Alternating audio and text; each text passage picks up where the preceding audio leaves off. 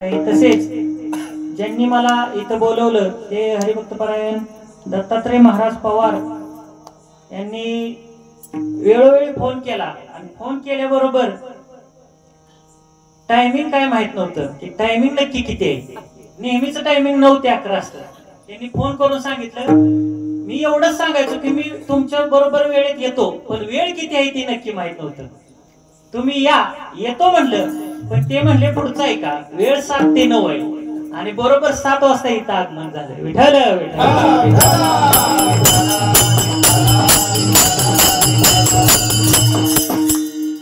सुंदर असा हा अखंड हरिनाम सप्ताह चालू आहे आणि या अखंड हरिनाम सप्ताह ज्यासाठी चालू आहे तो असणारा दत्त जन्मोत्सव सोहळा संपूर्ण भारतात, महाराष्ट्रात नव्हे, भारतात नव्हे तर जगभर चालू असलेला हा दत्त जन्मोत्सव सोहळा गावोगाव चालू असतो. आणि या सोहळ्यानिमित्त शेवटच्या दिवशी तुम्हाला दत्त जन्मा दिवशी दत्त जन्म कथा ही तुम्हाला ऐकवण्यात येईल. आपण आज घेतलेला अभंग आहे, भक्ती आम्ही केली सांडोनी उद्वेग. अभंग जगद्गुरु तुकाराम महाराजांचा आहे आणि या अभंगातून जगद्गुरु तुकाराम महाराज आपल्याला त्यांनी जे जीवनात साध्य केलं ते साध्य आपल्याला सांगत आहेत.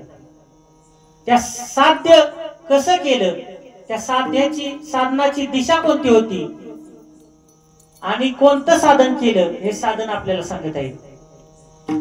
जीवन जगत असताना मनुष्याला 3 गोष्टींची अपेक्षा असते. कोणत्या 3 गोष्टींची अपेक्षा असते? एक म्हणजे प्रत्येकाला असं वाटत असतं की आपलं जीवन हे ज्ञानी असावं.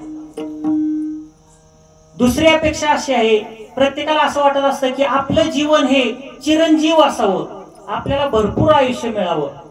आणि तिसरी इच्छा आहे, आपलं जीवन हे सुखी असावं. म्हणजे 3 गोष्टींची अपेक्षा आहे. एक ज्ञान पाहिजे, दुसरं चिरंजीव किंवा अमरत्व पाहिजे आणि तिसरं सुखरूपत्व पाहिजे. या 3 गोष्टींची प्रत्येकाला अपेक्षा असते किंवा इच्छा असते. जशी ह्या 3 गोष्टींची मनुष्याला अपेक्षा असते त्याचप्रमाणे 3 गोष्टींची अपेक्षा माणसाला नसते. तर त्या कोणत्या 3 गोष्टी आहेत? एक म्हणजे अज्ञान नको आहे. कोणत्याही मनुष्याला अज्ञान नको असतं. कुणाला इथं बसल्यापैकी वाटेल का आपल्याला जगानं वेडं म्हणावं? कुणालाही वाटणार नाही. दुसरी अपेक्षा अशी आहे की नको असते, ती म्हणजे मृत्यू. मृत्यू कुणालाही आवडत नाही. याचा इको बंद करा. आणि त्याचबरोबर दुःख कुणालाही आवडत नाही. जरी महाभारतामध्ये कुंती मातेनं दुःख मागितलं असलं तरी ते कशासाठी मागितलं? तर ते देवाचं स्मरण व्हावं यासाठी मागितलं. आणि मला सांगा, एकदा का देवाचं स्मरण झालं तर दुःख राहीलच कसं? म्हणजे दुःख जरी मागितलं असेल तरी ते सुखाकरताच मागितलं होतं. 3 गोष्टीची माणसाला अपेक्षा असते. पहिला आहे ज्ञान. ज्ञानोबा सांगतात, एक सार्वभौम पद जगा पडी. ज्ञान माणसाला आवडतं, पण ह्याच बरोबर जगद्गुरु तुकाराम महाराज सांगतात की फक्त ज्ञान सुद्धा नको आहे. त्या ज्ञानाबरोबर भक्ती आणि प्रेम पाहिजे. भक्ती प्रेमाविन ज्ञान नको देवा. भक्ती प्रेमाविन ज्ञान नको देवा. भक्ती प्रेमाविन ज्ञान नको देवा.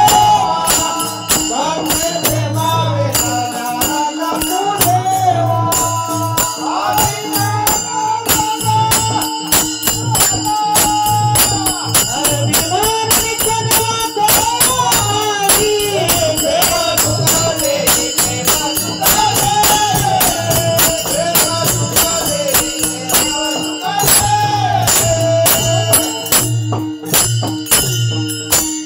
प्रेमाविन ज्ञान नको देवा, अभिमान नित्य नवा तया माझी.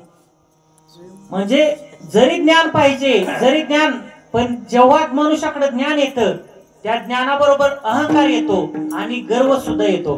म्हणून फक्त ज्ञान नको आहे. मग काय, भक्ती आणि प्रेम पण पाहिजे. पण इथं मनुष्याचं सांगितलेलं, मनुष्याला ज्ञान आवडतं त्याचबरोबर काय आहे, मनुष्याला जसं ज्ञान आवडतं तसं चिरंजीव अमरत्व आवडतं. इथं बसलेल्या सांगा कोणी पण की आज माझा मृत्यू झाला तरी काय हरकत नाही, असं कोणी आहे का इथं? कोणी सुद्धा नाही इथं. प्रत्येकाला वाटतं की आपलं जीवन भरपूर असावं. महाराज, जीवन भरपूर असावं म्हणून तर हा खाटाटोप चाललाय, नाहीतर कशाला एवढं केलं असतं. त्याचबरोबर प्रत्येकाला असं वाटत असतं की आपलं जीवन हे सुखी असावं. कुणाला सुद्धा असं वाटत नाही की आम्हाला दुःख भेटावं म्हणून. ज्या बरोबर 3 गोष्टींची अपेक्षा असते तशीच 3 गोष्टींची अपेक्षा नसते. हे का बरं असं आहे, तर त्याचं सैद्धांतिक उत्तर असं आहे, मनुष्याचं मूळ स्वरूप हे सत आहे म्हणून त्याला दुःख आवडत नाही, अज्ञान आवडत नाही. मनुष्याचं मूळ स्वरूप चित आहे म्हणून त्याला मृत्यू आवडत नाही. आणि मनुष्याचं मूळ स्वरूप हे आनंद आहे म्हणून त्याला दुःख आवडत नाही. विठ्ठल विठ्ठल.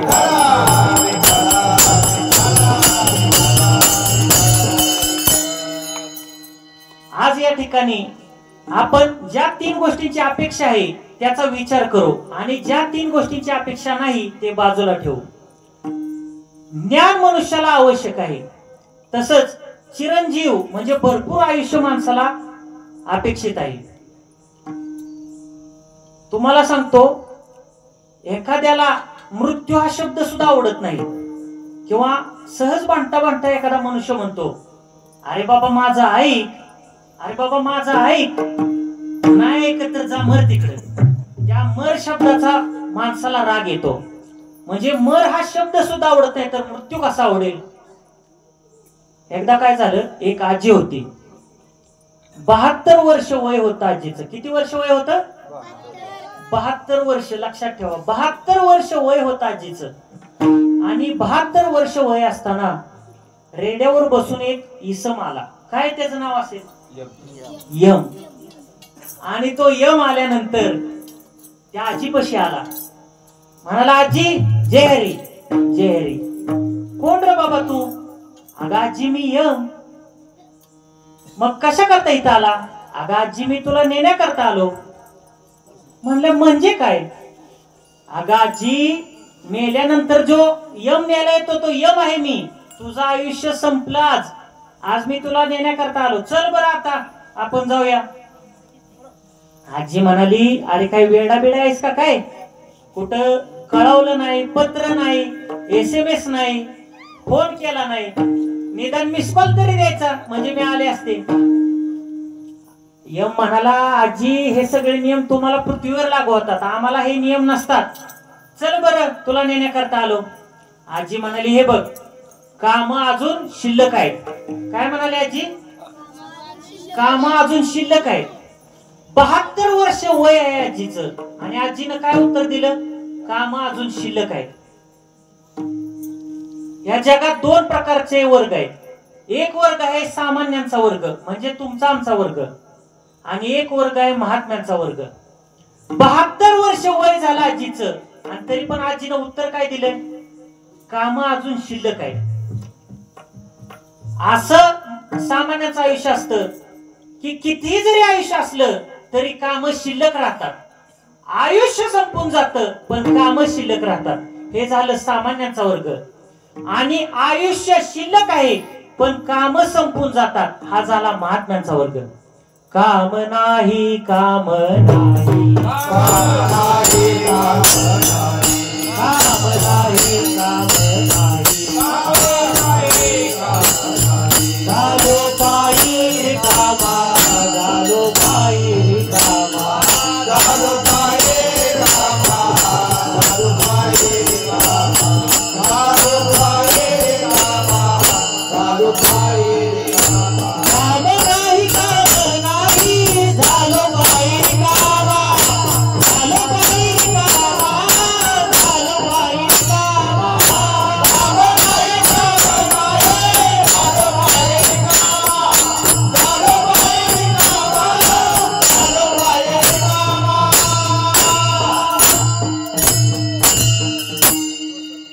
आपल्या जीवनात कधीतरी अशी वेळ यावी महाराज की आयुष्य शिल्लक राहावं आणि काम संपून जावी.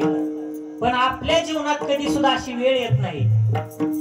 जगद्गुरु तुकाराम महाराजांच्या जीवनात अशी वेळ आली होती की आयुष्य शिल्लक होतं पण काम संपून गेलं होतं. तुका म्हणे आता उरलो उपकारा पुरता. आयुष्य शिल्लक होतं पण काम संपून गेली. यांना म्हणावं संत. आजीचं वय होतं 72 वर्ष आणि यमाला उत्तर काय दिलं तर काम अजून शिल्लक आहेत. यम म्हणाला अगं किती जरी तुझं वय झालं तर तुझी काम काय संपणार आहेत का. आजी म्हणाली ते काय चालणार नाही. हे बघ काम शिल्लक आहे आणि आज तर मी येऊ शकत नाही. यम म्हणाला का बरं आज येऊ शकत नाही. आजी म्हणाली आज माझ्या नातीला मुलाकडचे बघायला येणार आहेत. मग ते कोण पुढे होऊन करायचं. बर बर बर. मग यम म्हणला चालते असं करतो उद्या येतो. आजी म्हणाली ठीक आहे उद्या ये. बर आजी जातो. थांब म्हणाली आजी माझ्या लक्षात राहत नाही माझं वय झालं. काय कर एक काम कर कुठंतरी लिहून ठेव म्हणजे माझ्या लक्षात राहील. यम म्हणला ठीक आहे. यमानं दरवाजावर लिहिलं. काय लिहिलं यमान दरवाजावर उद्या येतो. आणि यम निघून गेला. दुसऱ्या दिवशी यम लगेच आला. आता एक लक्षात घ्या बर का यम कुणाला सुद्धा मुदतवाढ देत नाही. का देतो. यम कुणाला सुद्धा मुदतवाढ देत नाही. पण आजी रोज कीर्तनाला येत होती म्हणून यमाने मुदतवाढ. त्यामुळे सगळ्यांनी लक्षात ठेवा रोजच्या रोज कीर्तनाला या आणि एक बरोबर घेऊन या तुमच्या बरोबर. मग मुदतवाढ दिली. यम दुसऱ्या दिवशी लगेच आला. तुम्ही म्हणता लगेच कसा आला कीर्तनात वेळ कमी असते ना म्हणून लगेच आला. आल्यानंतर आजीला म्हणाला आजी जय हरी जय हरी. अगं आजी चल तुला मी नेण्याकरता आलो. आजी म्हणाली कोण बाबा तू. अगं आजी मी यम. मग कशा करता आला. अगं आजी तुझं वय संपलं आयुष्य संपलं तुला नेण्याकरता आलो. आता परत हेच सांगायचं का सगळं. आजी म्हणाली अरे बाबा तुला सांगितलं असेल मी माझ्या काही लक्षात राहत नाही. अगं आजी लक्षात राहत नाही म्हणून तर मी लिहून ठेवलंय. लिहून असं का लिहून ठेवलंय. कुठे लिहून ठेवलंय ते काय दरवाजावर लिहून ठेवले. काय लिहून ठेवलंय वाच. हे काय उद्या येतो. मग ये की बाबा उद्या आज कशाला आला. याचा अर्थ असा आहे का ती आजी मेली नाही. ती आजी केव्हाच मरून गेली. पण सांगण्याचं तात्पर्य एवढंच की मृत्यू कुणाला सुद्धा आवडत नाही. सर्वांना चिरंजीव म्हणजे भरपूर आयुष्य आवडतं. आणि तिसरं असं आहे की ज्ञान आपलं सुख प्रत्येकाला आवडतं. प्रत्येकाला सुख आवडतं पण सुखी जीवनात कोणी नाही. तुम्ही माणसाला आमच्याकडे पैसा आहे गाडी आहे बंगला आहे घर आहे आम्ही सुखी आहे. पण सुखाची कल्पना ही नाहीये. सुख काय आहे किंवा आपण ते नंतर पाहू. इच्छा मनाची इच्छा असेल ती मनातली इच्छा आणि त्याबरोबर जर प्रयत्नांची त्याला जोड असेल तर इच्छित वस्तू तुम्हाला 100% मिळते.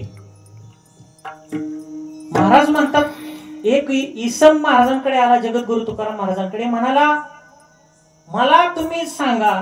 तुम्ही म्हणाला की प्रयत्न आणि इच्छा एकत्र आले की इच्छित वस्तू मिळते. हे बरोबर आहे का हो. हो बरोबर आहे. मग आम्ही संसारात इतका प्रयत्न करतोय मग आम्हाला का बरं इच्छित वस्तू भेटत नाही किंवा आम्हाला का सुख भेटत नाही. जगद्गुरु तुकाराम महाराज सांगतात की मनात असलेली इच्छा आणि त्या इच्छेसाठी तुम्ही प्रयत्न करता इथपर्यंत बरोबर आहे. पण त्या प्रयत्नांची जी दिशा आहे ना दिशा ती तुमची चुकीची आहे. त्यामुळे तुम्हाला दुःख प्राप्त होतं. तुमच्या मनाची इच्छा आहे त्या इच्छेसाठी तुम्ही जो प्रयत्न करता तो प्रयत्न आहे संसाराचा म्हणून तुम्हाला दुःख प्राप्त होतं. आणि आमच्या मनाची इच्छा आहे त्या इच्छेचा प्रयत्न हा परमार्थाच्या दिशेने आहे म्हणून आम्हाला सुख प्राप्त होतं. असे जगद्गुरु तुकाराम महाराज सांगतात. आता आपल्या दृष्टीने जर पाहायचं बघितलं तर आपल्या दृष्टीनं सुख काय आहे. वाढावे संता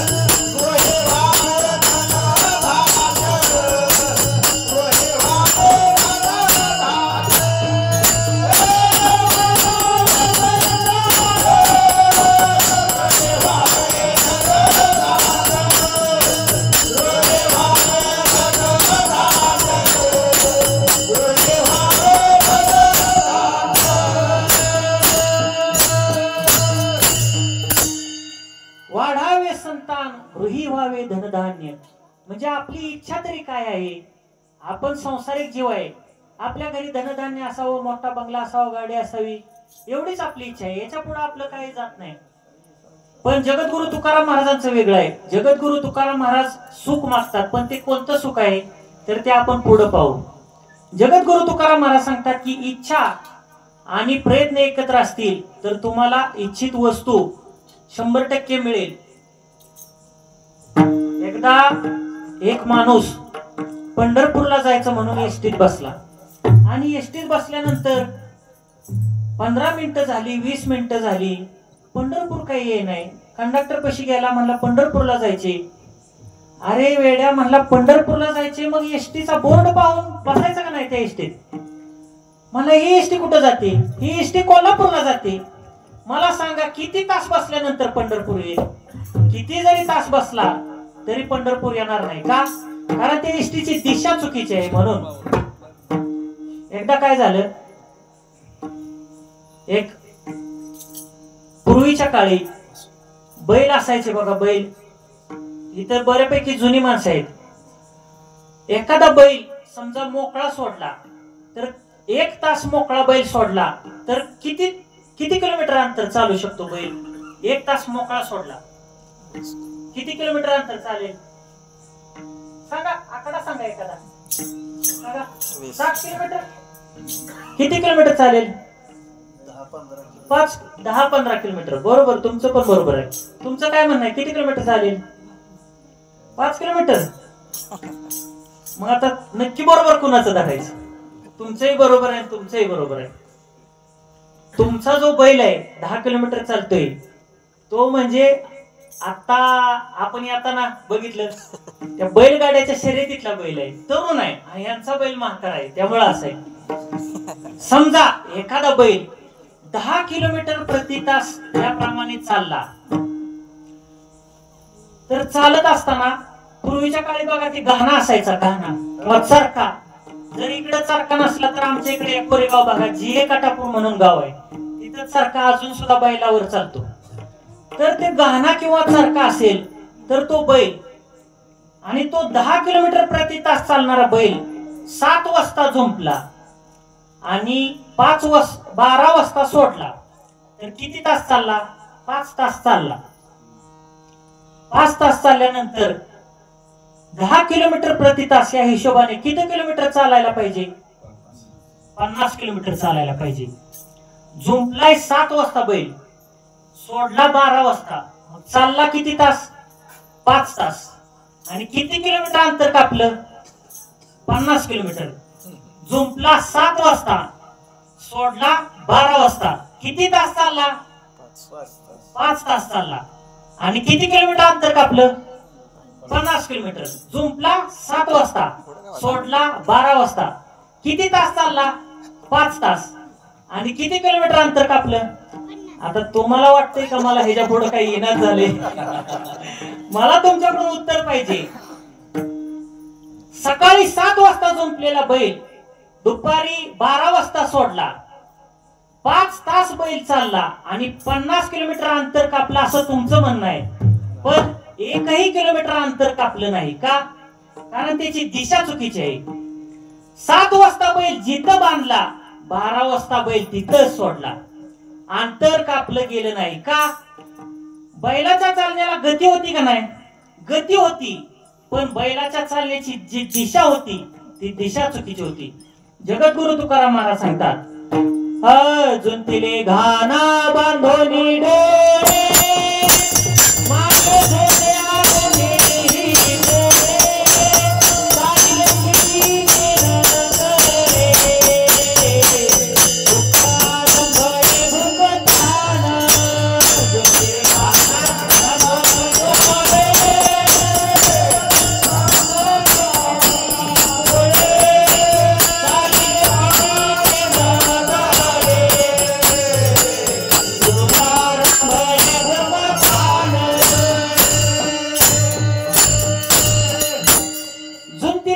बांधोनी डोळे, जोडे आर तेनेही पोळे, चालिलो किती ते न कळे, दुःखारंबळे भुकतहान.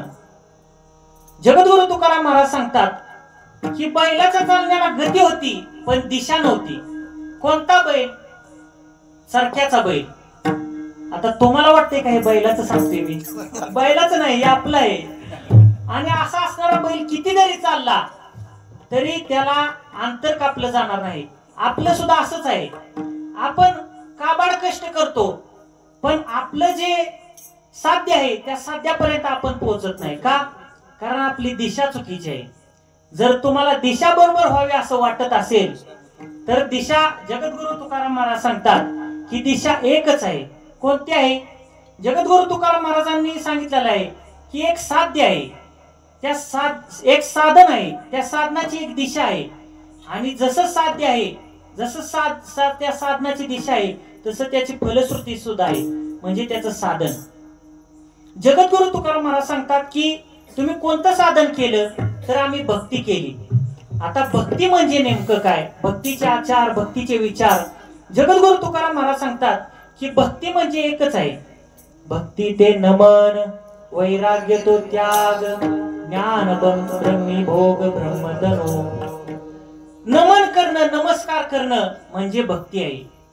आता तुम्ही म्हणसाल आम्ही नमस्कार तर करतो, पण नमस्कार करण्याचे, नमन करण्याचे वेगळे म्हणजे फरक आहे.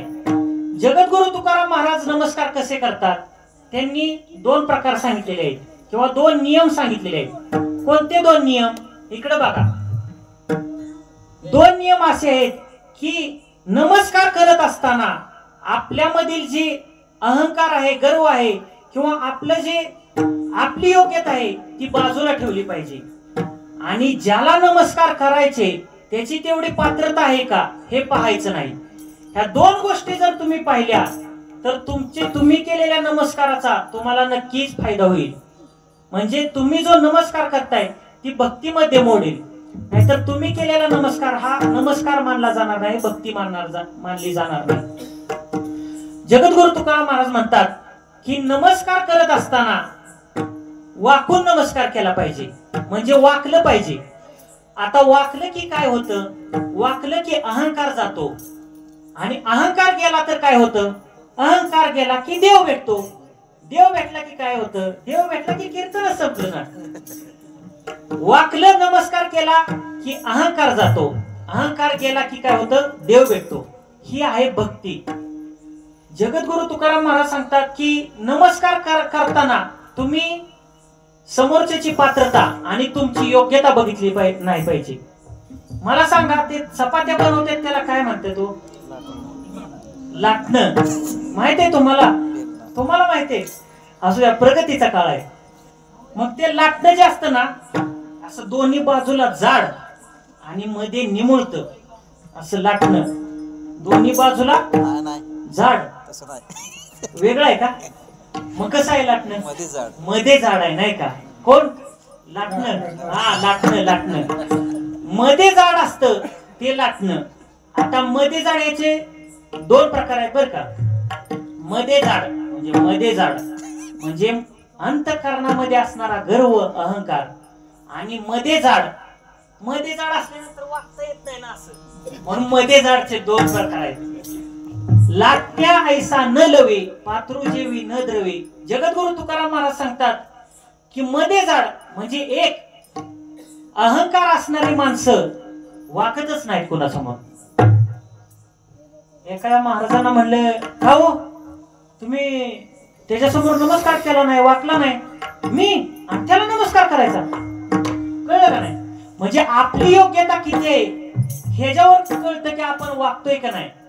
आणि हीच योग्यता, हाच गर्व, अहंकार बाजूला ठेवला पाहिजे. आता दुसरा प्रकार आहे. एका म्हणलं महाराजांना, त्यांनी तुम्हाला जे हरी घातला तुम्ही त्याला वाकलंच नाही. हा, त्याचा कुठं हरिपाठ पाठ आहे का?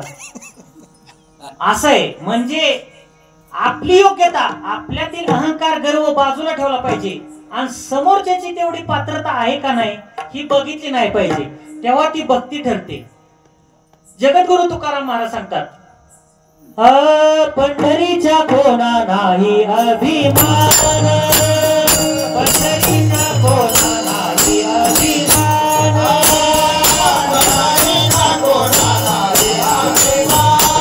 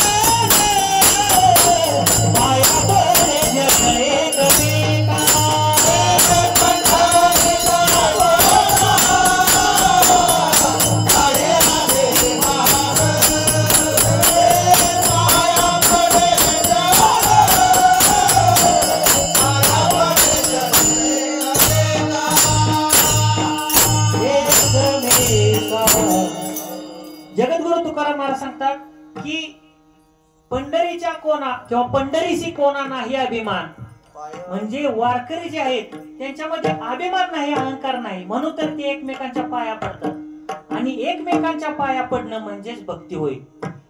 महाराज म्हणतात की भक्ती करणं म्हणजे तुमचं एक साधन झालं. त्या साधनाची दिशा कोणती आणि ते साधन केल्यानंतर कोणतं साध्य किंवा कोणतं फलश्रुती प्राप्त होईल, तर जगद्गुरु तुकाराम महाराज सांगतात की तुम्ही भक्ती केली, त्याचं योग्य दिशेने भक्ती जर केली तर तुम्हाला जे साध्य प्राप्त होईल ते साध्य अभंगाच्या प्रथम चरणात.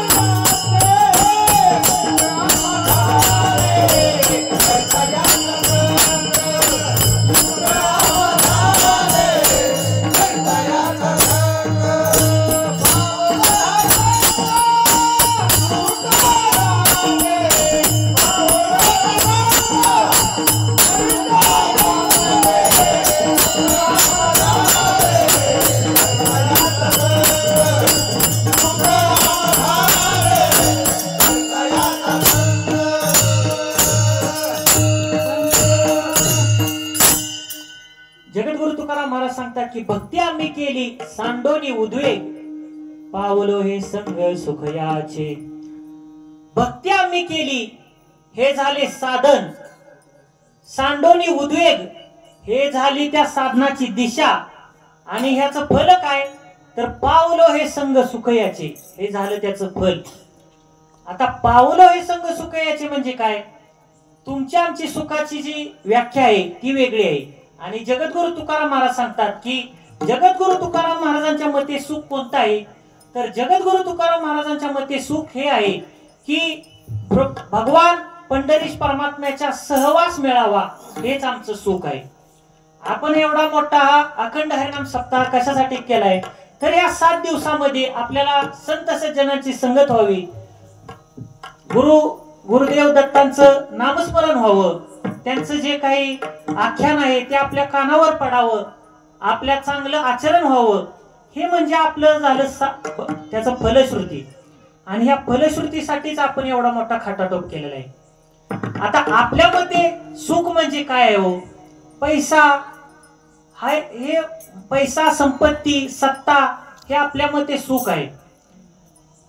बऱ्याच पैकी माणसाचं असं आहे ज्याच्याकडे जेवढा पैसा तेवढा त्याला दर्जा दिला जातो. जगद्गुरु तुकाराम महाराज सांगतात की धनवंता लागी सर्व मान्यता आहे जगी. जेवढा ज्याच्याकडे पैसा तेवढा त्याला समाजामध्ये मान भेटतो. पण काय आहे, पैसा कमवताना कोणत्या मार्गाने कमवला जातो हेही पाहणं खूप गरजेचं आहे. पूर्वीच्या काळी काय होतं, भरपूर पैसा कमवायची माणसं, त्या काळी बँका नव्हत्या आणि बँका नसल्या कारणाने ते जे धन आहे ना ते धन पुरून ठेवलं जायचं.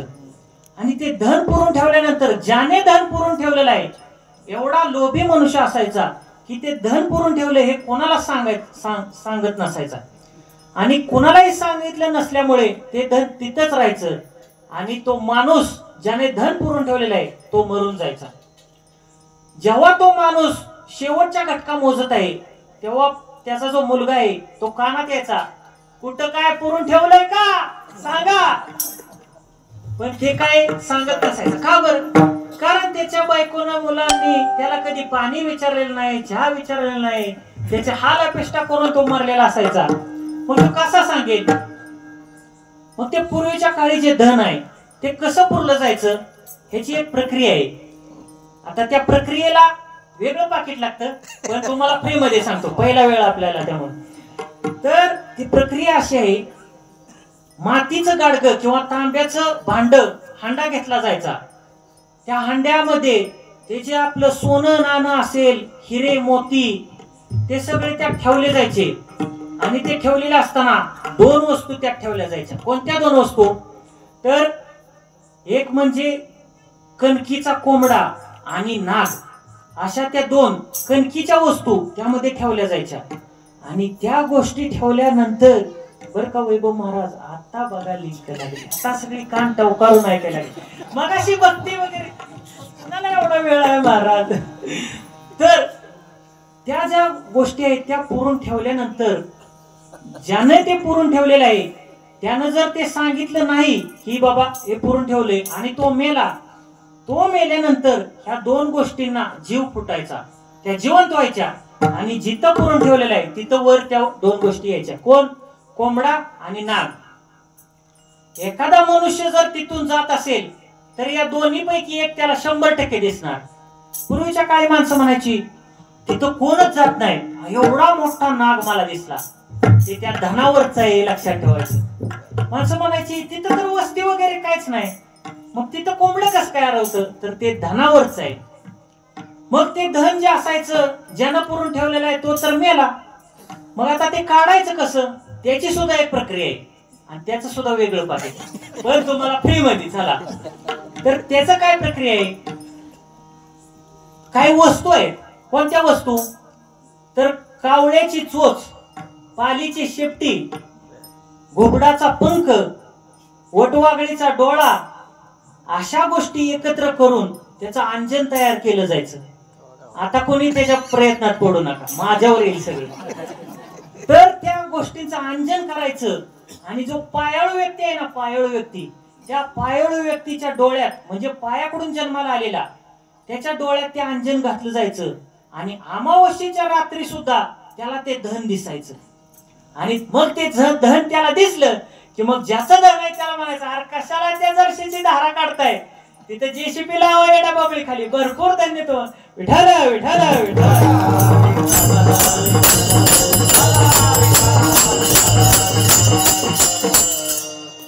असं म्हणजे जर तुम्ही चुकीच्या मार्गाने जर ते धन कमवलं तर त्याचा फायदा तुमच्या कुटुंबालाही होत नाही, कुणालाही होत नाही.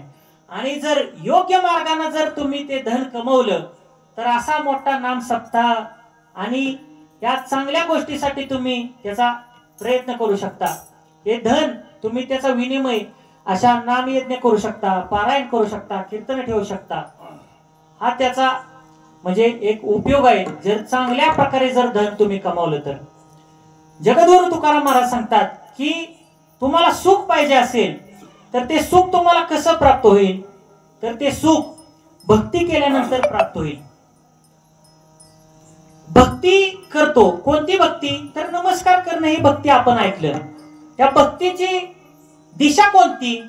दिशा आहे सांडोनी उद्वेग. आता तुम्ही म्हणसाल उद्वेग ह्या शब्दाचा अर्थ काय आहे? सांडोनी उद्वेग म्हणजे इथं अर्थ आहे लोभ. तुम्ही लोभ बाजूला ठेवून जर भक्ती केली तर तुम्हाला 100% प्रभू परमात्मा, पांडुरंग परमात्मा तुम्हाला त्याची संगती किंवा सहवास झाल्याशिवाय राहणार नाही. पूर्वीच्या काळी पंढरपूरला जाताना मंगळवेढे हे गाव लागतं आणि मंगळवेढे हे गाव, त्या मंगळवेढे या गावामध्ये श्यामा नावाची एक वेश्या होती आणि या श्यामा नावाच्या वेश्येच्या पोटी कानोपात्रा नावाची एक अतिशय सुंदर अशी मुलगी जन्माला आली होती. संत कानोपात्रा या नावाने त्या आजही प्रसिद्ध आहेत. तर त्या कानोपात्रा असं होतं कधी कधी की उकिरड्यावर सुद्धा तुळशी उगवून येतात. तर वेश्येच्या पोटी सुद्धा त्या कानोपात्रा या नावाच्या संत,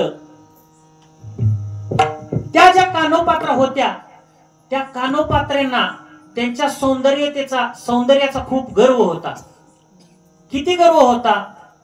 तर त्यांचं इतकं सौंदर्य असं वर्णन केलं जायचं की कानोपात्रा किती सुंदर होत्या, इतक्या सुंदर होत्या, इतक्या कोमल होत्या की त्यांनी जर पान खाल्लं ना पान, तर ते पान, त्या पानाचा जो द्रव गिळताना समोरच्या माणसाला ते लाल दिसायचं गिळत असताना. म्हणजे एवढ्या त्या कोमल होत्या, एवढ्या त्या सुंदर होत्या. आणि अशा सुंदर असणाऱ्या त्या ज्या कानोपात्रा आहेत, त्या कानोपात्रांनी एक असं ठरवलं होतं किंवा त्यांची एक अशी अट होती, माझ्या इतका जर सुंदर मला जर जोडीदार मिळाला तर त्या जोडीदाराशी मी लग्न करेन. त्या म्हणजे तेवढा सुंदर भेटला पाहिजे, तेवढा माझ्या इतका सुंदर आणि माझ्या इतका कोमल पती मला भेटला पाहिजे, तरच मी लग्न करेन. ठरल्याप्रमाणे त्यांना काय तसा पती भेटत नव्हता.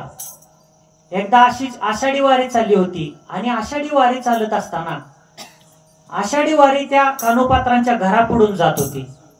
जात असताना बाहेर आवाज कशाचा आहे म्हणून त्या एक मजला वर राहत होत्या, बाहेर आल्या. बाहेर पाहिलं तर ज्ञानोबा माऊलींच्या गजरामध्ये दिंडी चालली होती.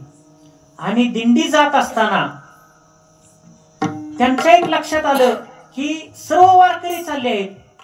वारकरी ज्ञानोबा तुकोबारायांच्या गजरामध्ये चाललेले आहेत आणि आपल्याकडे कुणाचं सुद्धा लक्ष नाही, अजिबात लक्ष नाही. त्यांना राग आला, आपण एवढं सौंदर्यवान आहे आणि आपल्याकडे कुणाचं सुद्धा लक्ष नाही. राग आल्यानंतर त्या तडक खाली आल्या. खाली आल्यानंतर दिंडीच्या मधोमध जाऊन उभ्या राहिल्या. त्यांना वाटलं आता तरी कोणीतरी वारकरी आपल्याकडे बघेल. कुठल्याही वारकऱ्याकडे त्यांच्याकडे पाहिलं नाही. आपलं ज्ञानोबा तुकोबारायांच्या गजरामध्ये दिंडी चालली आहे आणि चाललेली असताना सगळे दोन्ही बाजूने निघाले आहेत. कानोपात्रा मधोमध उभे आहेत आणि उभ्या असताना बरोबर मध्ये कोण असतं? मध्ये असतात विनेकरी बाबा. विनेकरी बाबा बरोबर त्यांना सापडले. सापडल्यानंतर विनेकरी बाबा सुद्धा हुशार होते. विनेकरी बाबा एक बगल मारून त्यांना चालले असताना कानोपात्रांना आला राग. त्यांनी त्यांच्या हाताला पकडलं आणि म्हणाले, कुठे निघालाय तुम्ही? आम्ही भगवान पांडुरंग परमात्म्याच्या दर्शनाकरता निघालो आहे. एवढं असं काय आहे त्याच्यात जे माझ्यात नाही? तुम्ही माझ्याकडे जरा सुद्धा बघत नाही. हा माझ्या सौंदर्याचा अपमान आहे. ते म्हणाले, अगं तुला हा तुझ्या सौंदर्याचा गर्व झालेला दिसतोय. आमचा भगवान पांडुरंग परमात्मा अतिशय दयाघन आहे, कोमल आहे, कनवाळू आहे, कृपाळू आहे. चल तुला दाखवतो किती कोमल आहे ते. कानोपात्रा म्हणाल्या, जर तुमचा भगवान पांडुरंग परमात्मा माझ्या इतका सुंदर आणि कोमल जर नसला तर तुम्हाला माझी आयुष्यभर सेवा करावी लागेल. ते म्हणले, ठीक आहे, काय भगवान पांडुरंग परमात्म्याची इच्छा असेल, चल तुला दाखवतो. दिंडी निघाली. दिंडी निघाल्यानंतर चंद्रभागेत स्नान केलं आणि दिंडी भगवान पांडुरंग परमात्म्याच्या दर्शनाकरता सर्वजण रावळामध्ये गेले. रावळामध्ये गेल्यानंतर मजल दर मजल करत करत रांग लागलेली आहे. सगळे पाया पडण्याकरता निघाले आहेत आणि बरोबर 7:15 वाजता त्यांचा नंबर आला. आणि आल्यानंतर 7:15 वाजता नंबर आला. दर्शन घेण्याकरता सगळे म्हणत आहेत, अहो लवकर दर्शन घ्या. पण कानोपात्रा काय दर्शनच घेणार. सर्व वारकरी दर्शन घेऊन पुढे निघालेत, कानोपात्रा काय दर्शन घेणार. हे नक्की काय भानगड आहे? विनेकरी बाबा म्हणाले, बघा ना, लवकर दर्शन घ्या, असं काय करताय? मागे रांग लागलेली आहे. ते म्हणाले, मी दर्शन घेणार नाही. तुम्ही काय म्हणाला होता? भगवान पांडुरंग परमात्मा तुमचा विठ्ठल हा सौंदर्यवान आहे, हा तर काळा आहे. आता तुम्ही जर चर्मचक्षुषा न पश्यंती ज्ञानचक्षुषा पश्यंती, तुम्ही जर ज्ञानाच्या डोळ्याने जर पाहिलं तरच तुम्हाला खऱ्या भगवान पांडुरंग परमात्म्याचं दर्शन होणार आहे. आणि तुम्ही जर चामड्याच्या डोळ्यांनी जर देवाला पाहत असाल तर तो तुम्हाला काळाच दिसणार आहे. कानोपात्रांना झाला होता गर्व, त्यामुळे त्यांना भगवान पांडुरंग परमात्मा काळा दिसत होता. त्या म्हणाल्या, मी याचं दर्शन घेणार नाही. विनेकरी बाबा म्हणाले, अहो असं काय करता? तुम्ही त्याचं दर्शन घ्या, हा किती कोमल आहे पहा. काय सांगता कोमल आहे? हा तर दगडाचा देव आहे. तुम्ही काय सांगता कोमल आहे? विनेकरी म्हणाले, या अशी दर्शन घेणार नाही. विनेकरांनी तिच्या हाताला पकडलं आणि जे मधलं बोट आहे ना, वडल्यानंतर उजव्या हाताचं ते बोट पायावर अलगट टेकवलं आणि जसं ते अलगट टेकवलं, कानोपात्रांचं जे बोट होतं ते सरकन पायामध्ये घुसलं. इतका ते कोमल होता. कानोपात्रांचं जे हृदय होतं ते द्रवित झालं. हळहळ वाटली मनाला. म्हणाल्या, अरे काय हे, एवढा कोमल असणारा भगवान पांडुरंग परमात्मा. आजपासून ठरवलं की तुझ्या इतका कोमल मला आजपर्यंत कोणीच भेटला नाही. आजपासून हा जो देह आहे माझा, हा फक्त तुझ्या चरणी लीन राहणार. आजपासून ह्या देव म्हणजे देहाची फक्त तुझीच सेवा करणार हा देह. आणि रोज कानोपात्रा भगवान पांडुरंग परमात्म्याच्या रावळामध्ये पूजा करायच्या, नृत्य करायच्या. आणि जो देह आहे फक्त भगवान पांडुरंग परमात्म्याच्या सेवेकरता ठेवला होता. कोणीतरी एक सुंदर बाई नर्तकी भगवान पांडुरंग परमात्म्याच्या रावळामध्ये आहे हे बिदरच्या बादशहाला कळलं. आणि बिदरच्या बादशहाला कळल्यानंतर बिदरच्या बादशहानं सांगितलं की हे बघा, ती जी कोण रूपवान सौंदर्यवान स्त्री असेल त्या स्त्रीला माझ्या दरबारामध्ये हजर करा. बादशहानं घोडदळ पाठवलं.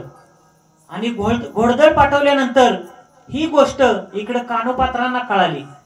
त्या रावळामध्ये होत्या आणि त्यांनी विनवणी केली भगवान विठ्ठलाला की हे काय, माझा जो हा देह आहे हा मी तुला समर्पित केलेला आहे.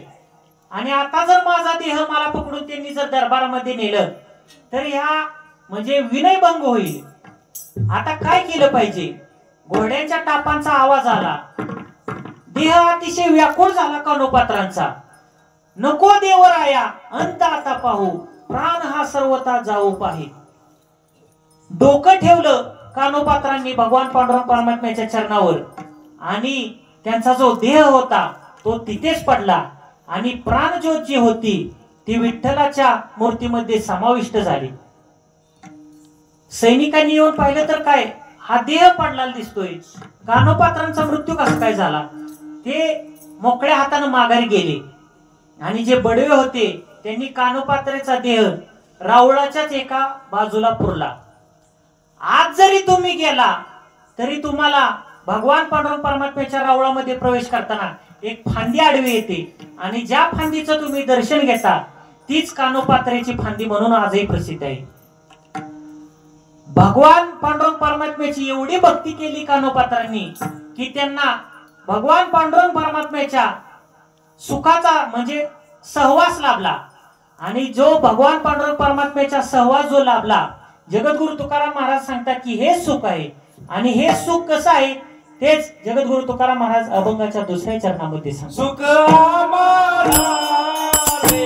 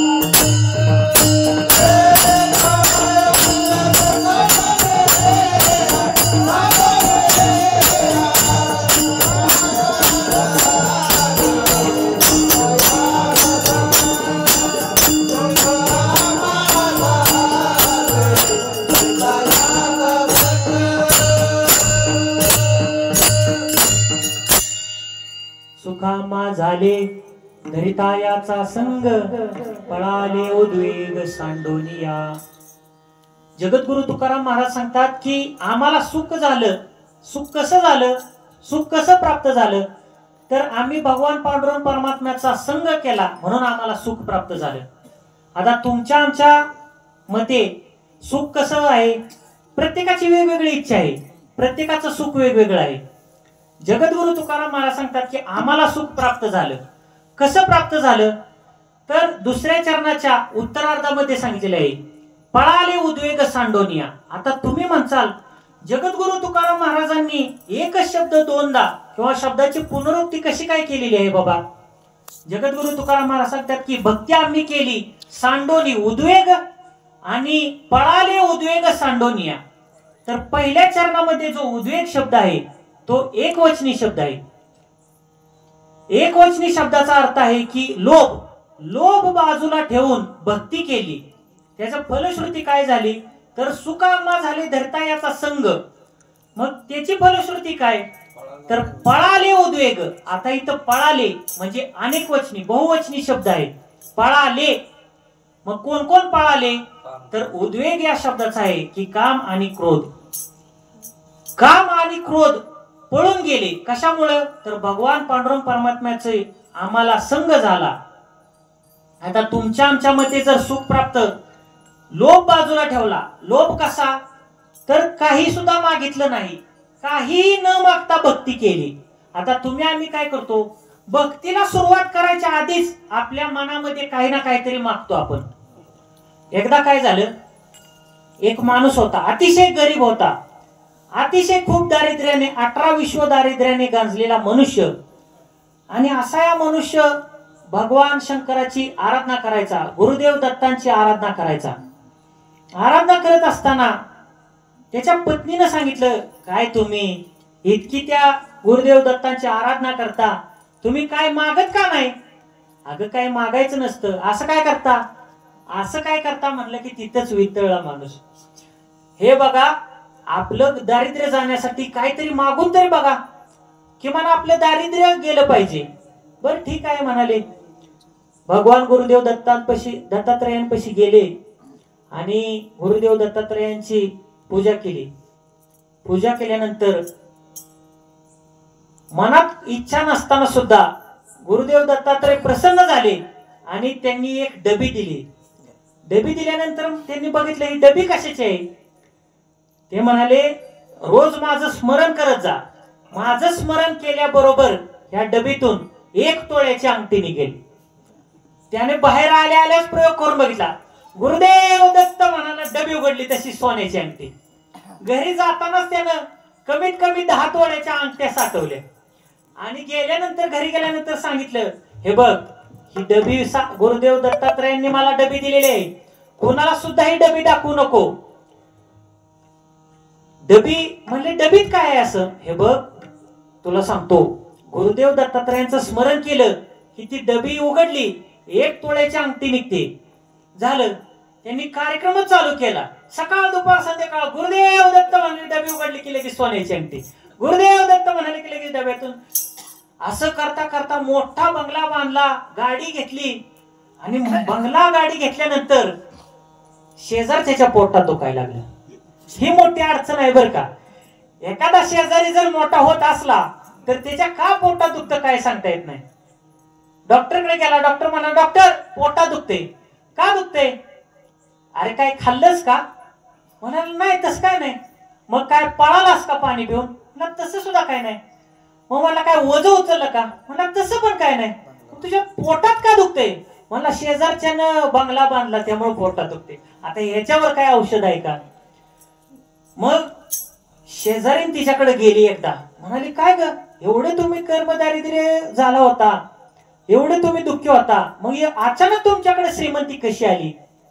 तर त्यांनी सांगितलं की हे बघ कोणाला सुद्धा सांगू नको, तुला म्हणून सांगते. आता हे फक्त म्हणायचं असतं, तुला म्हणून सांगते, अख्ख्या गावाला येडा येतो. त्यात दुसरा दृष्टांत असा आहे. एकदा काय झालं, तुला म्हणून सांगते.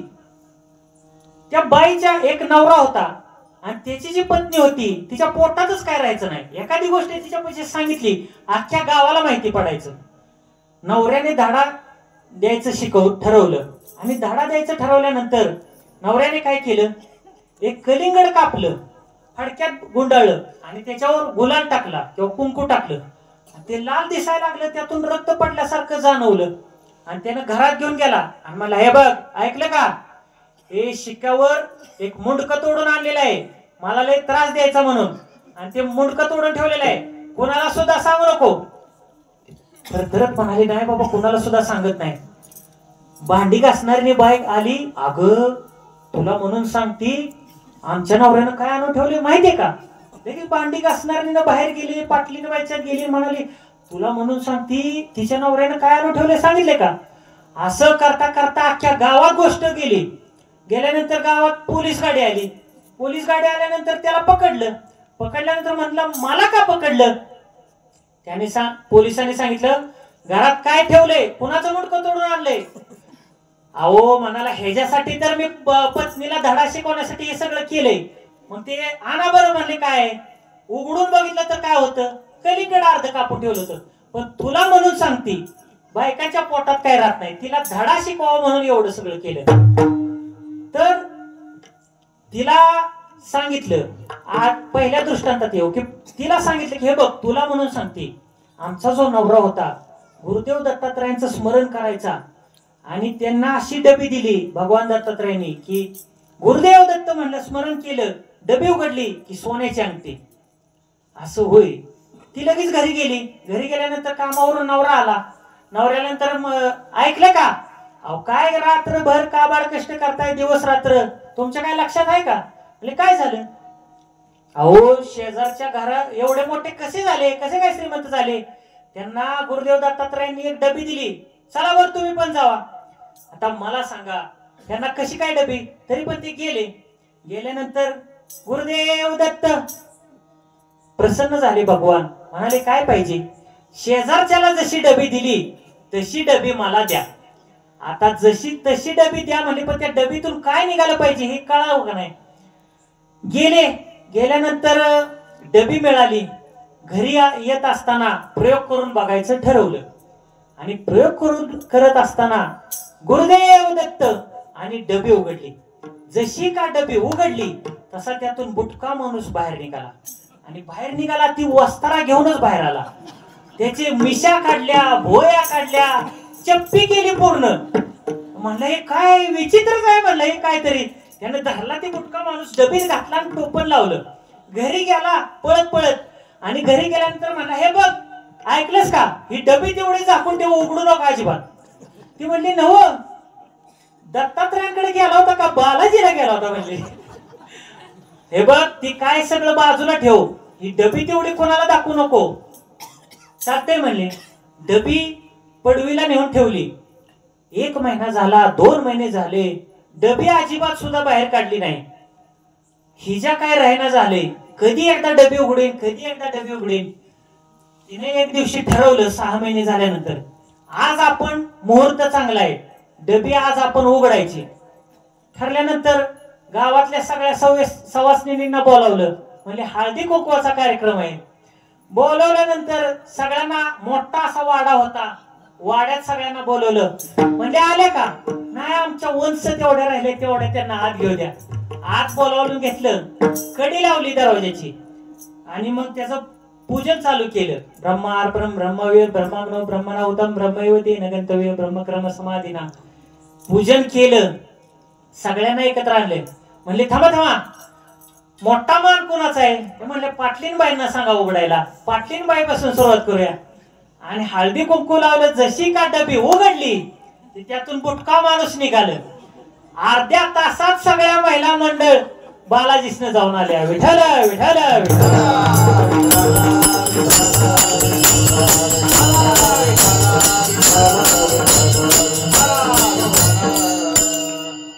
तुमचं आमचं जे मागणं असतं ते संसारातलं मागणं असतं आणि संसारातलं मागितल्यामुळे तुम्हा आम्हाला सुख प्राप्त होत नाही. सुख जर प्राप्त व्हायचं असेल तर तुम्हा आम्हाला काय मागावं लागेल? तर भक्ती करावी लागेल, नामचिंतन करावे लागेल आणि त्या भगवान पांडुरंग परमात्मा किंवा गुरुदेव दत्तांचा सहवास व्हावा एवढंच आपल्याला मागावं लागेल. एकदा सगळ्यांनी हात वरती करा. आपण 2 मिनिटं भजन करू म्हटलं. दिगंबरा दिगंबरा श्रीपाद वल्लभ दिगंबरा दिगंबरा दिगंबरा श्रीपाद वल्लभ दिगंबरा दिगंबरा दिगंबरा श्रीपाद वल्लभ दिगंबरा दिगंबरा दिगंबरा श्रीपाद वल्लभ दिगंबरा श्रीपाद वल्लभ दिगंबरा श्रीपाद वल्लभ दिगंबरा दिगंबरा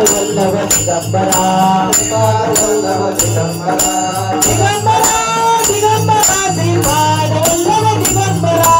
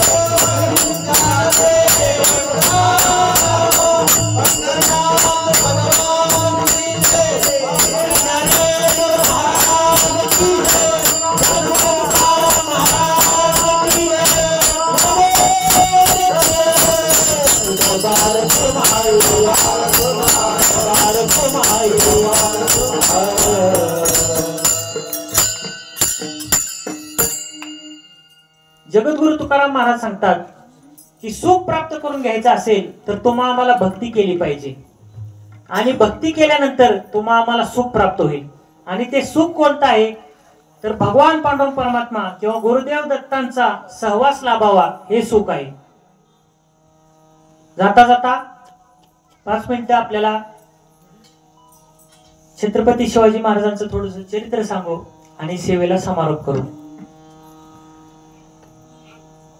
छत्रपती शिवाजी महाराज पुणे जिल्ह्यामध्ये असताना त्यांनी स्वराज्य निर्माण करायचं ठरवलं आणि स्वराज्य निर्माण करत असताना त्यांचे जे गुरु होते दादोजी कोंडदेव त्यांचं नाव. आणि असे असणारे दादोजी कोंडदेव त्यांना तलवारीचं शिक्षण देत होते, भालाफेकीचं शिक्षण देत होते, सर्व विद्या 64 कला यांचं शिक्षण देत होते. आणि शिक्षण घेत असताना छत्रपती शिवाजी महाराजांनी तोरणा या गडावर स्वराज्याची स्थापना केली. आणि स्वराज्याची स्थापना केल्यानंतर वतने देण्यासाठी सुरुवात केली. वतने देत असताना जे गावचे जे पाटील असतील, देशमुख असतील, त्यांना चौथाई असे हिस्से देण्याकरता सुरुवात केली. आणि असे हिस्से देत असताना एक असेच पाटील होते ज्यांना पूर्वीपासून त्यांच्याकडे चौथाई असा हिस्सा होता.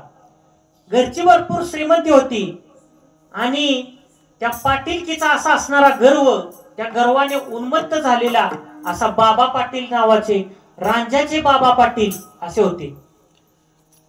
ते रांजाचे जे बाबा पाटील होते गर्विष्ठ होते, अहंकारी होते, मदोन्मस्त होते, प्रजेला त्रास देत होते.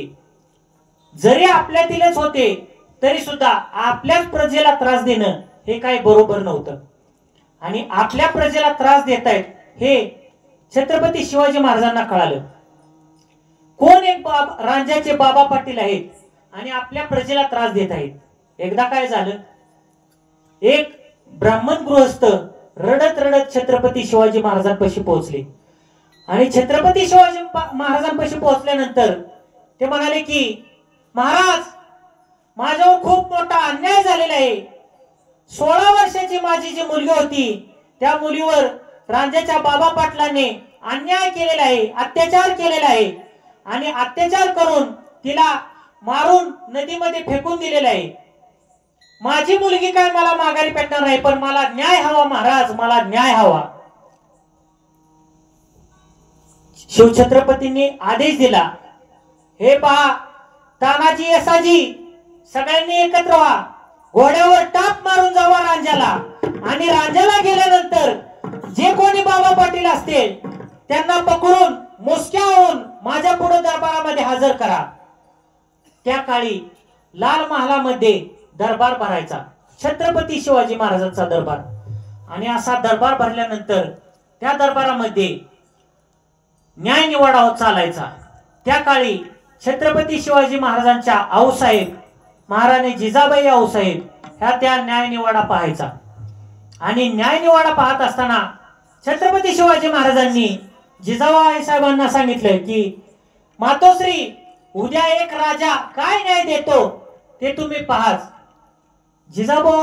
जिजाबाई आऊसाहेबांना खूप कुतूहल वाटलं की एवढंस 14 वर्षाचं पोरग काय न्याय करणार आहे. सर्वजण दुसऱ्या दिवशी न्याय पाहण्यासाठी, न्याय निवाडा पाहण्यासाठी लाल महालामध्ये हजर झाले. येसाजी आणि तानाजी मालुसरे घोड्यावरून आले. घोड्यावरून आल्यानंतर पोत्यामध्ये मुसक्यावरून रांजाच्या बाबा पाटलांना आणलं होतं. आणि आणल्यानंतर दरबार भरला होता. आणि त्या दरबारामध्ये रांजाच्या बाबा पाटलांना हातपाय बांधून उभं करण्यात आलं. छत्रपती शिवाजी महाराज म्हणाले, बाबा पाटील, हे काय ऐकतोय आम्ही? एका ब्राह्मणाने सांगितलं की तुम्ही त्यांच्या मुलीवर अन्याय केला, अत्याचार केला आणि मारून टाकलं, हे खरं आहे का?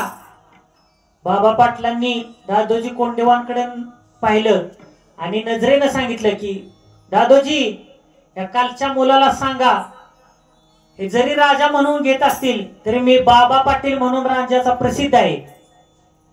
अगदी मदोन्मस्त आणि गर्विष्ठ असणारा बाबा पाटील कुणापुढे सुद्धा नमत नव्हता, झुकत नव्हता.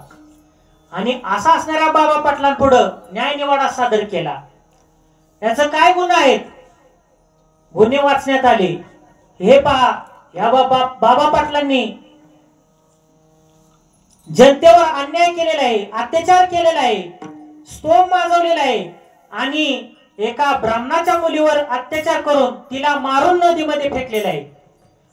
आणि एक तर अत्याचार आणि खुनाचा खटला या बाबा पाटलावर आहे. दादोजी कोंडदेव मध्यस्थी करण्यासाठी छत्रपती शिवाजी महाराजांकडे येत होते.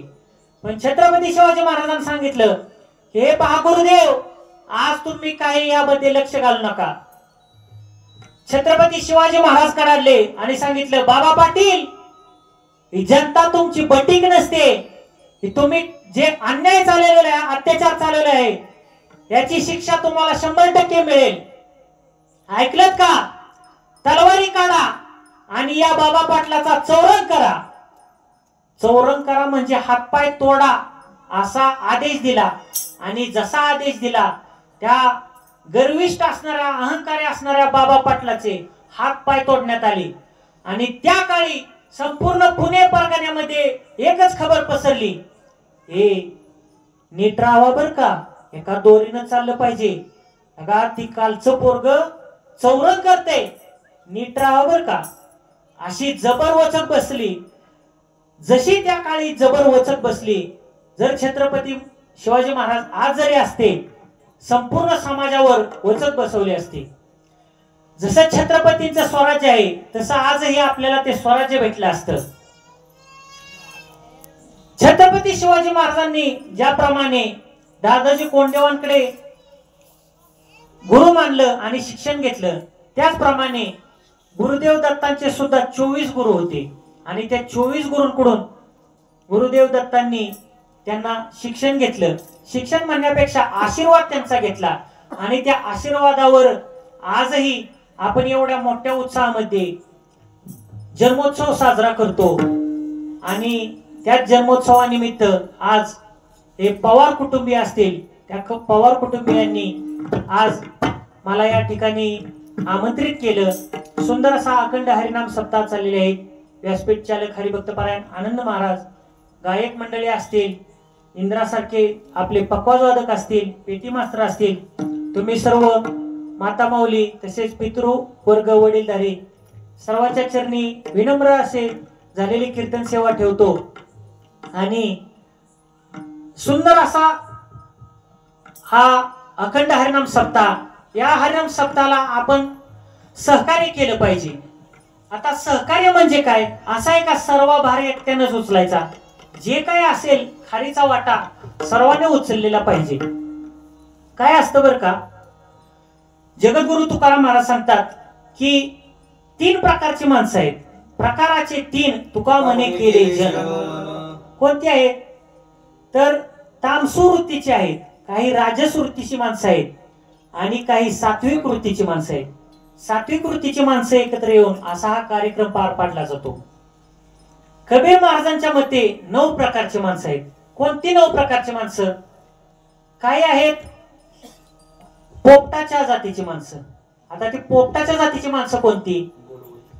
फक्त बडबड करणे, फक्त बडबड करणारी ही झाली पोपटाच्या जातीची माणसं. असा सप्ताह चाललेला आहे, असंच काम चाललेलं आहे.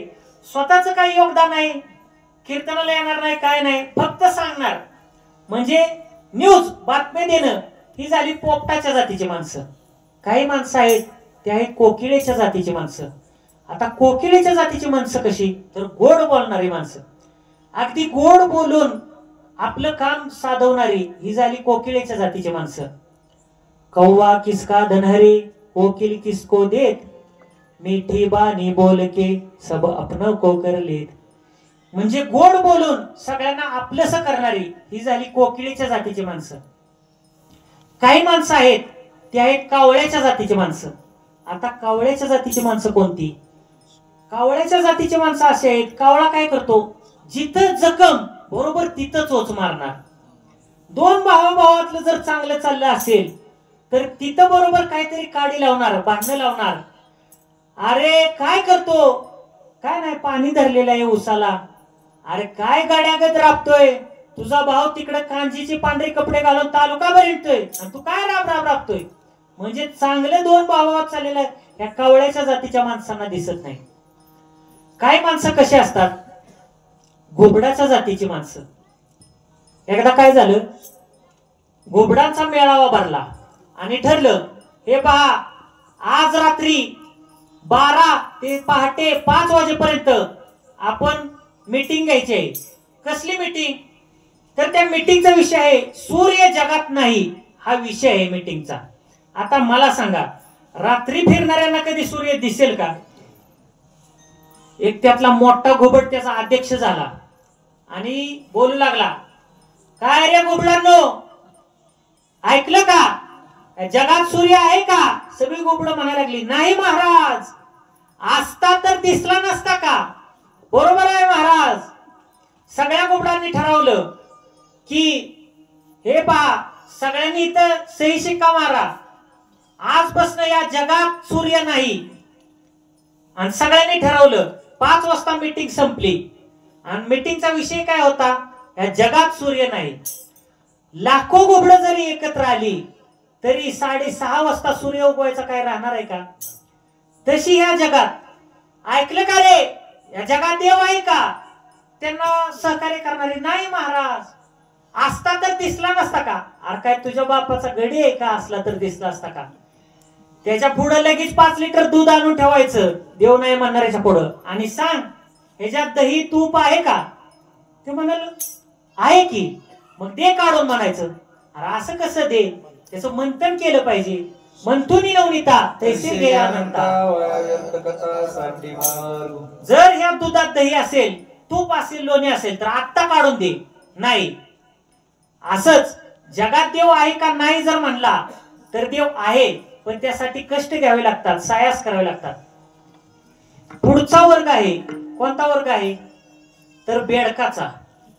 बेडूक काय? तर नुसती डराव डराव, नुसती डराव डराव, मोठे भाषण मारायचं. एकदा काय झालं, व्यसनमुक्तीवर बोलण्यासाठी मोठी सभा भरली आणि एक माणूस व्यसनमुक्तीवर संतांचं वचन सांगत होता. मोठ्या मोठ्यांच्या भाषणातील म्हणजे काय व्यसन का करू नये याचे तोटे सांगत होता. तोटे सांगत असताना खालनं एक माणूस आला, त्याच्यावर भांडू लागला. म्हणला खाली उतर पहिला. अरे म्हणला एवढं भाषण चाललेलं आहे, तू काय सांगितले? अरे म्हणला ह्यानं माझं काल माझ्या पैशाची दारू पिलेली आहे आणि ती देत नाही, मोठं भाषण सांगतोय. म्हणजे बेडकासारखी नुसती डराव डराव. लोका सांगे ब्रह्मज्ञान आपण कोरडे पाषाण, ही झाली बेडकाच्या जातीची माणसं. काही माणसं कशी असतात, मोराच्या जातीची असतात. आता मोराच्या जातीची माणसं कोणती? मोर काय करतो, ढग दाटून आले की त्याला आनंद होतो, पिसारा फुलवतो आणि नाचू लागतो. मोराला असं वाटतं की आता भरपूर पाऊस पडेल, शेतकऱ्याचं कल्याण होईल आणि आपल्या सुद्धा पोटाला काही ना काही भेटेल. ही झाली मोराच्या जातीची माणसं. एखाद्याने गाडी घेतली तर हा पिढे वाटतो, ही झाली दुसऱ्याच्या आनंदात स्वतःचा आनंद मानणारी माणसं. ही झाली मोराच्या जातीची माणसं. काही असतात राजहंसाच्या जातीची माणसं. आता राजहंसाच्या जातीची माणसं कशी?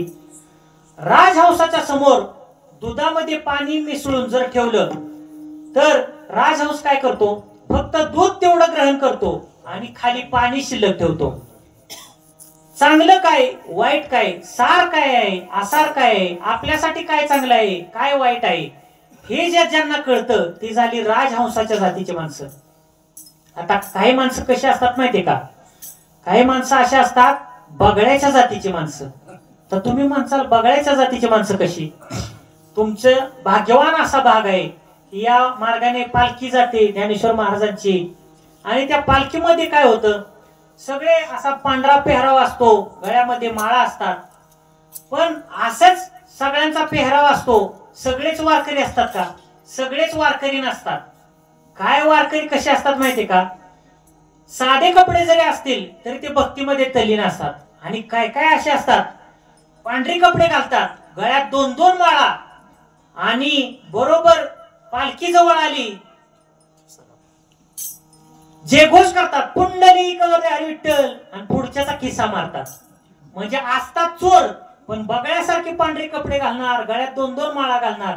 ही झाली बगळ्याच्या जातीची माणसं. वारकऱ्याचा पेहराव घालून चोरी करतात. काही माणसं अशी असतात ती माशीच्या जातीची असतात. आता माशीच्या जातीची कशी?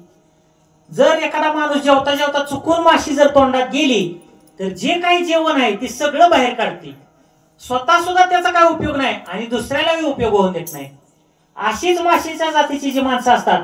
असा मोठा नाम सप्ताह चाललेला आहे, तर ते निघाला एखादा नाम सप्ताह करायला किंवा त्याला सहकार्य करायला, अरे कुठे चालला, आरती करून कुणाचं भलं झालेलं आहे.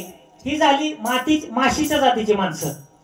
तुकाराम महाराज म्हणतात, असा जो मोठा कार्यक्रम चालला आहे, नाम सप्ताह चाललेला आहे, गुरुदेव दत्तांचा जन्मोत्सव चाललेला आहे, जर तुम्हाला भेटलं तर तुम्ही सहकार्य करा अशा नाम सप्त्याला, नाही भेटलं तर तुम्ही फक्त त्यात सहभागी व्हा, पण ह्या नाम सप्ताहाला तुम्ही काय आडकाठी घालू नका. तुकाराम महाराज सांगतात, ही जी आडकाठी घालणारी जी माणसं आहेत ती आहेत माशीच्या जातीची माणसं. तुका म्हणे सत्य कर्मा व्हावे सहाय्य, घातली अभय नरका जाणी. जर तुम्ही ह्या अशा चांगल्या चाललेल्या नाम सप्ताहाला तुम्ही जर आडकाठी घातली तर तुम्हाला नरकात जावं लागेल. त्यामुळे सहकार्य करा, नाही सहकार्य झालं तर सहभागी व्हा. अशाच झालेली सेवा जगद्गुरु तुकाराम महाराज, जगद्गुरु ज्ञानेश्वर महाराज, माझे गुरुवर्य हरिभक्त पारायण ज्यांचं कीर्तन आहे, विजय महाराज शिंदे, मृदुंग महर्षी मृदुंगाचार्य, हरिभक्त पारायण गुरुवर्य केशवांना लोणीकर यांचे चिरंजीव किंवा नातू गुरुवर्य हरिभक्त पारायण आदरणीय विजय महाराज शिंदे यांच्या चरणावर, व्यासपीठ चालक आनंदराव महाराज यांच्या चरणावर, सर्व गायक मंडळी, माझ्या बरोबर आलेले हरिभक्त पारायण युवा कीर्तनकार वैभवजी महाराज सुतार यांच्या चरणावर, पेटी मास्तर, मृदंग मणी, तुम्ही सर्व माता माऊली आणि पुरुष पितृवर्ग तसेच गुरुदेव दत्तांच्या चरणी झालेली सेवा समर्पित करतो. ज्ञानेश्वर माऊली ज्ञानराज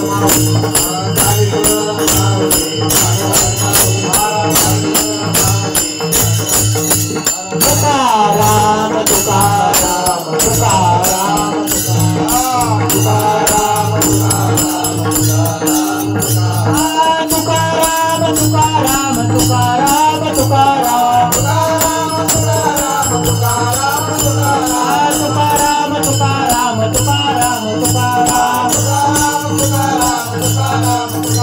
तुकाराम तुकाराम तुकाराम तुकाराम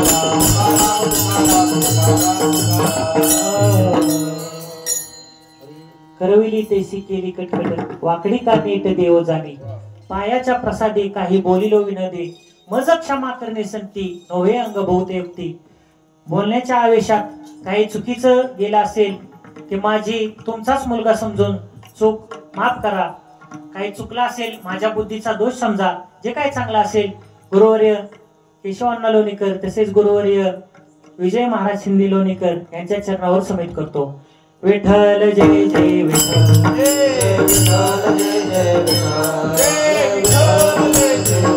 जय विठ्ठल जय जय आवरे रे गुरुदेव देवा पुरे उतरे राजा परात्मा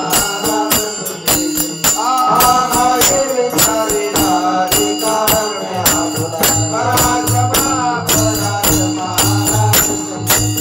तुदा हरे ज्ञाने राजा पाया पैसे करा राजा परात्मा